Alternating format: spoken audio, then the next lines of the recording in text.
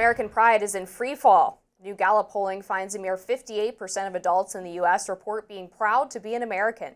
This is a 9-point decline from 2024, marking a new record low and 5 points behind the recent low in 2020.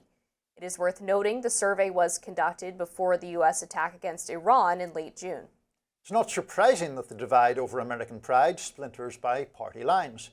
Barely 1/3 of Democrats say they're extremely or very proud to be American, compared to a whopping 92% of Republicans and 53% of independents.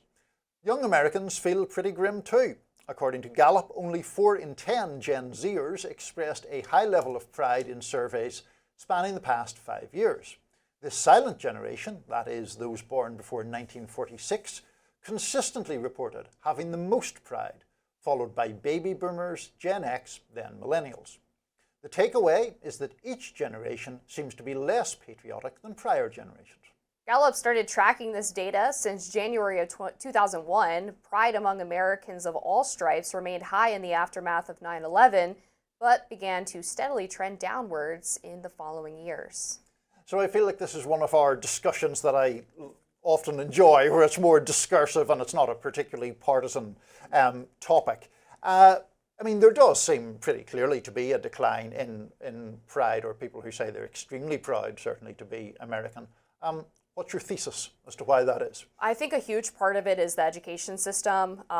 History in particularly the K through 12 environment has been increasingly focused on America's wrongs as opposed to Americans' rights. I mean, even right now, my husband is finishing his college degree at University of Kentucky. Congratulations to Mr. Jerk. Yes, and you know, sometimes he shares with me what he's learning in class, and he's taking an early American history class.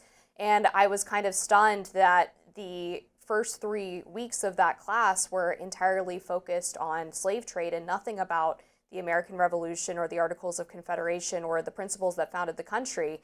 And they only got into those concepts when they were talking about the, of course, true and fair conflict between the cries for liberty while slave owning persisted in the United States. And I think it's obviously important for young people to learn about those concepts and to understand the wrongs in our history so that we can learn from it.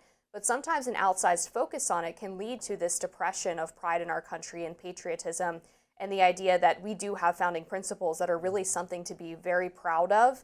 And I also think just generally, people have a hard time compartmentalizing the idea that you could be critical of policies that your country has or actions that they take while still overall retaining a sense of joy and pride in being a member of that country. And overall, the beautiful thing about America is that we are not perfect, but we're always striving to reach those values. Mm-hmm. This is one of the things that makes these kind of discussions interesting, is that I think there's just it sort of exposes broader sort of philosophical differences, because the question of what is taught and what should be instilling pride in America and what detracts from pride in America, we could have a very long sort of granular conversation about that.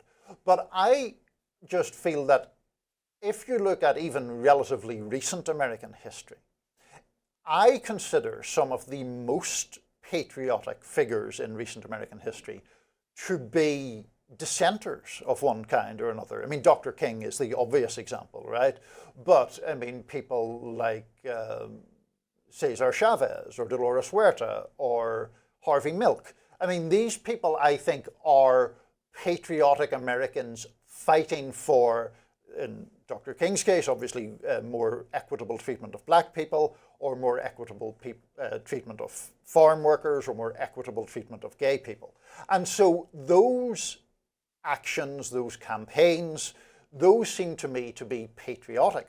And I don't think the flaws or shortfalls that those people pointed out about American society in their time should be seen as unpatriotic. I think the pointing out of those things is a patriotic action in itself. I don't think the point that I'm making is that people who are fighting for a better future or advocating for the country to live up to its values are unpatriotic. My point is that an outsized focus sometimes on the places where America falls short can lead young people who aren't able to see the bigger picture to lose patriotism. And I think that's why we see this split between Democrats and Republicans, and the split between older Americans and Gen Z, which is that people who view these individuals fail to recognize that these individuals also had deep pride in their country, and they view the shortcomings as a reason to not be proud. But you see, the linkage is, I think, that it is in part the teaching of past failures that paves the way or rationalizes the way to a better nation in the future. The whole reason that progress is made is because injustice becomes intolerable at a certain point. And I think that that is how the process works. And if you, and I'm not saying you're doing this, but certainly some people in the conservative sphere seem to me to want to create a kind of sanitized version of American history that greatly minimizes the wrongs that were done and therefore takes away from the impetus to right those wrongs. Well, I think unfortunately in a lot of the curriculum that I see currently in the school system is that they don't get to that final part, which is this is creating a better way. And it turns into a defeatist attitude of, well, there's injustice now, so America can't possibly be great.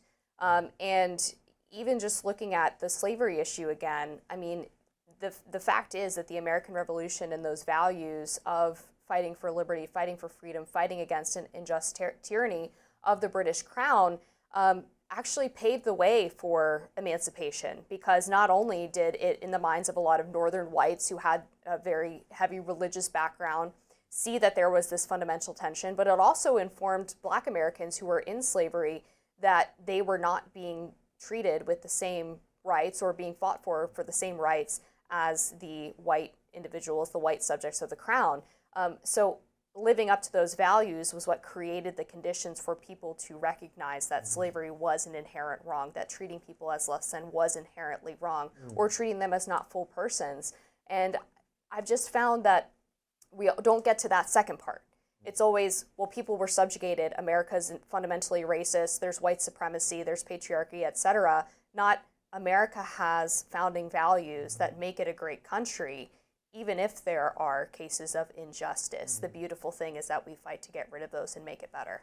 Now, it is not often that you say things on this show that remind me of Barack Obama, but that just happened there because the younger members of our audience might not be aware. Back in 2008, there was a whole big controversy. Jeremiah Wright was a former preacher of Barack Obama's who had very, very controversial views. And eventually, Obama came out and disclaimed him. And Obama's argument at that time, and I'm slightly misquoting him, but it was something to the effect that his former pastor was not wrong in diagnosing the things that had been wrong with American society at that prior time. Where he was wrong was in not admitting the potential for change, or that change has happened. So to that extent, I think that is obviously a valid argument. America, like any other nation, is not fixed constantly in one place. And if there are people arguing otherwise or curriculum teaching otherwise, I would share your misgivings about much of that. Perhaps a final point here is that I'm not entirely sure it is purely an educational issue driving these changes, because these numbers, the Gallup thing at the start of this century was 87% who were extremely or very proud. In 2016, it was still 81%. And then it fell 18 points in 4 years, which happened to be the 4 years coinciding with our current president's first term. No, it's a good point, and I think that there is a huge political component as well, and that makes me sad because when Joe Biden was president, I didn't agree with much of what he did, but I still had great pride in being an American, and I don't think pride in your country should rest on who is holding political office. And I remember there was a New York Times editorial writer, Mara Gay, who described driving through Long Island and being fearful because she saw American flags on the back of pickup trucks. And that struck me as so perverse and so odd, having grown up in a country where every house had an American flag on the front of it. And the idea that that would scare you was so strange to me. and seems to be driven by this political division, to the point now where if you're driving around Old Town Alexandria and you see an American flag on the house, it's a rare sight.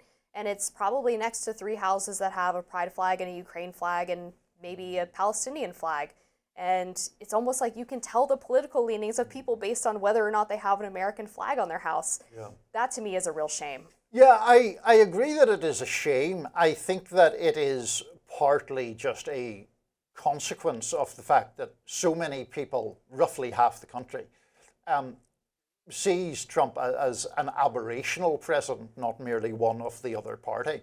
And so they look at his actions on a whole number of things that you and I have talked about before, and they see those things not only as conservative or right of centre or whatever term we might apply, but antithetical to the values of the United States. And I think that is one of the reasons why his presidency appears to have coincided with some of this fall off.